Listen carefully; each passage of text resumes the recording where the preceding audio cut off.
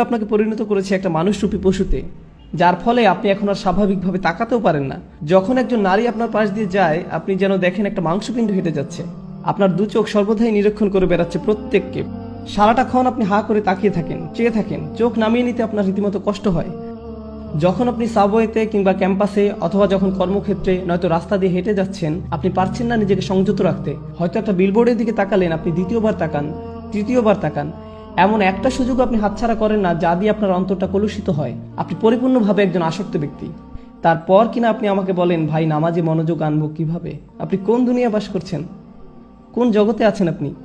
ভাইরা আমার, বিশেষ করে ভাইদেরকেই বলছি, জানি কিছু বোনেরও এই সমস্যা রয়েছে। এটা অত্যন্ত দুঃখজনক বাস্তবতা। এটা একটা যুদ্ধ, এবং এই যুদ্ধ যে কোনো সামরিক যুদ্ধের চেয়েও ভয়ঙ্কর। এটি সেই যুদ্ধ যা কিনা ধ্বংস করে দিচ্ছে আমাদের অন্তরকে। এই জিনিস আমাদের ঘর পর্যন্ত প্রবেশের পথ করে নিচ্ছে, রাস্তা বানিয়ে নিচ্ছে।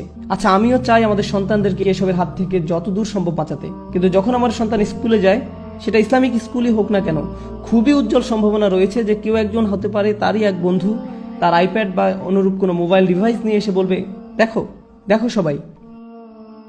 এটা খুবই বাস্তব একটা চিত্র, মোটেই কাল্পনিক কিছু নয়।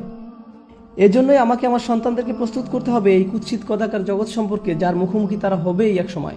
এর থেকে পালানোর আর কোনো পথ নেই, আসলে কোনো মুক্তি নেই। আপনারা ইসলামিক লেকচার দেখছেন ইউটিউবে, নিশ্চয়ই দেখে থাকবেন যে সেখানে যে কোনো ভিডিওর পাশ দিয়ে ফলো আপ ক্লিপগুলো দেওয়া থাকে, তার মধ্যে একটা না একটা বাজে জিনিস থাকবেই। আর আমার মনে হয় না এটা নিছক দুর্ঘটনা। এমন না যে সবকিছুতে আমি ষড়যন্ত্রের গন্ধ পাই, তবুও আমি মনে করি না এগুলো এমনি এমনি হচ্ছে। আর আপনাদের বেলায় আসলে কি হয়?